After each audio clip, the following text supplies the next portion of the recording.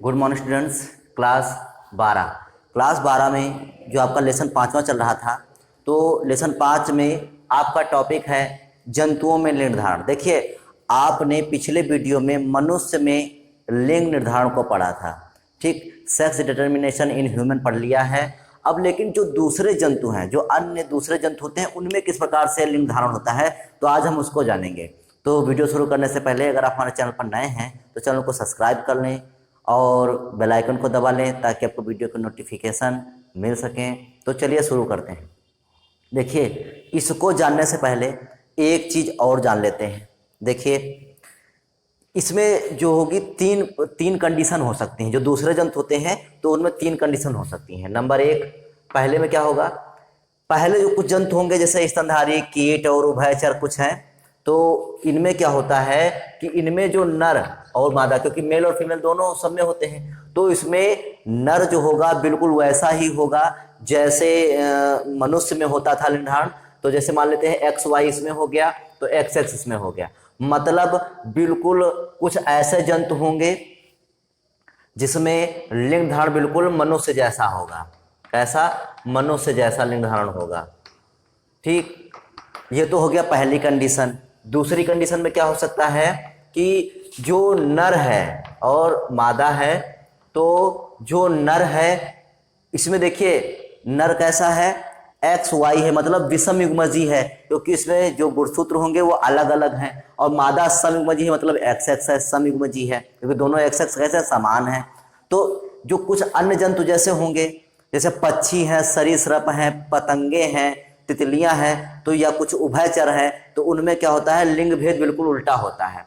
इसमें जो होगा वो जो नर होगा वो समयुग्मजी होगा और जो मादा होगी वो विषमयुग्मजी होगी।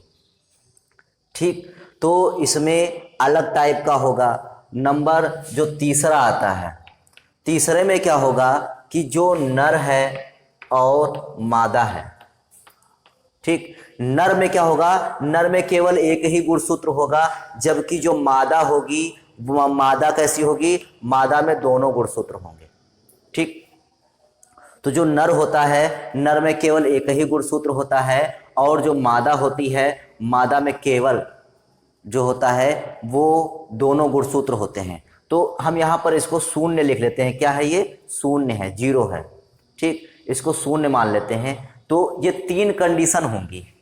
ठीक, ये 3 कंडीशन आती हैं, तो ये 3 ही कंडीशन जंतुओं में पाई जाती हैं। तो इन्हीं 3 कंडीशन को पहले हम जानेंगे। देखिए क्या है इसमें। तो पहली कंडीशन क्या है, स्तनियों, अधिकांश कीटों एवं उभयचर, सभी एक लिंगी पादपों, मतलब जितने भी एक लिंगी पादप हैं, तो कौन कौन सी चीजें, स्तनियों, कीटों, उभयचर और एक लिंगी पादपों तक कुछ मछलियों, इन सब में गुणसूत्रों में वैसा ही लिंग भेद होता है जैसा कि मनुष्य में होता है। बिल्कुल वैसा जैसा मनुष्य में होता है। मतलब जो नर होगा विषमयुग्मजी और मादा जो होगी वो समयुग्मजी होगी। तो ये पहला हो गया आपका। ठीक, तो इतना हो गया पहला स्टेप।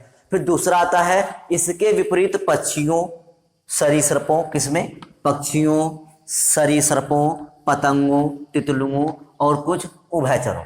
तो ये कुछ ऐसे होते हैं और कुछ मछलियां। ठीक, तो ये ऐसे हैं जिनमें स्टेप 2 पाया जाएगा। कि मतलब क्या होगा, इतने में क्या होगा, यह लिंग भेद उल्टा होता है। यह लिंग भेद कैसा होता है, उल्टा, अर्थात नर जो होगा गुणसूत्र समान होंगे। नर में कैसे होंगे, गुणसूत्र समान होंगे, परंतु जो मादा होगी उसमें गुणसूत्र असमान होंगे, विषमयुग्मजी हो गया। तो अब जो इतनी चीजें हैं उनमें लिंग धारण कौन करेगा, उनमें लिंग धारण मादा करती है, क्योंकि मादा में जो W, जो लिंग जीन होता है, लिंग गुणसूत्र जो होता है, वो ही निर्धारित करता है कि होने वाली संतान मेल होगी या फीमेल होगी। तो ये हो गया दूसरा स्टेप।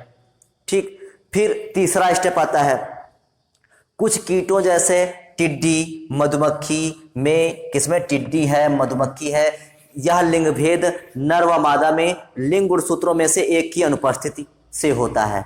ठीक, मतलब जो टिड्डी और मधुमक्खी है उनमें जो नर होगा या तो नर में एक गुणसूत्र गायब होगा या फिर मादा में एक गुणसूत्र गायब होगा।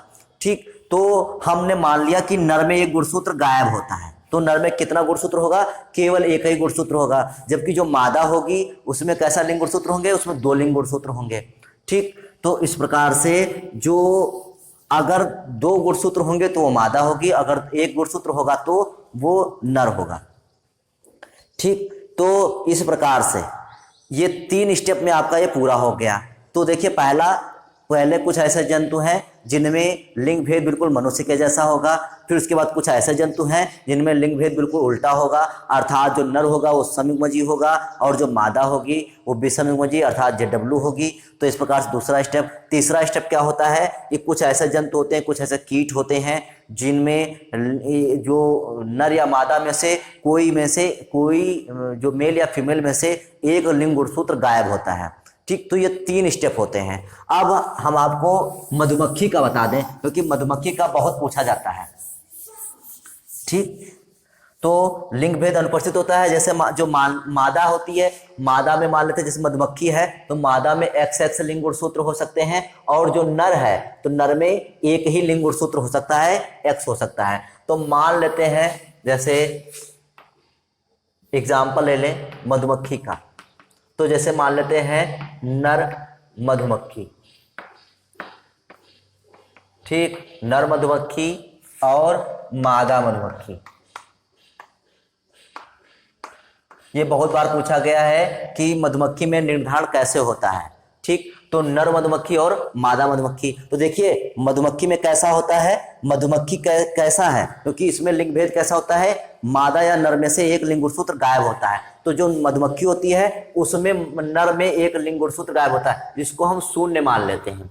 ठीक, और जो दूसरी मधुमक्खी होती है उसमें दोनों लिंग गुणसूत्र होते हैं। तो ये क्या है, ये है जीन्स है, बिल्कुल वैसे मेंडल के नियमानुसार। ठीक, मेंडल जैसा था, मेंडल के नियमानुसार ही करेंगे। फिर क्या बनेंगे, युग्मक बनेंगे। ठीक, युग्मक बनेंगे तो X, 0। ठीक, और इधर क्या बन जाएंगे, X, X। मतलब जो नर मधुमक्खी होगी उसमें जो युग्मक बनेंगे वो 100% X लिंग गुणसूत्र के ही बनेंगे क्योंकि दूसरा कोई है ही नहीं। ठीक, जबकि जो मादा मधुमक्खी होगी उसमें जो अंडाणु बनेंगे 50% X गुणसूत्र के, 50% X गुणसूत्र, मतलब टोटल कितने होंगे, 100% X गुणसूत्र के बनेंगे। अब इसका हम पुनेट के चौकोर खाने विधि से क्रॉस करा देते हैं। ठीक, पुनेट के चौकोर खाने विधि से क्रॉस करा देते हैं। तो देखिए यहां पर X, इसको मान लेते हैं 0, यहां पर X और X। ठीक, ये हो गया मेल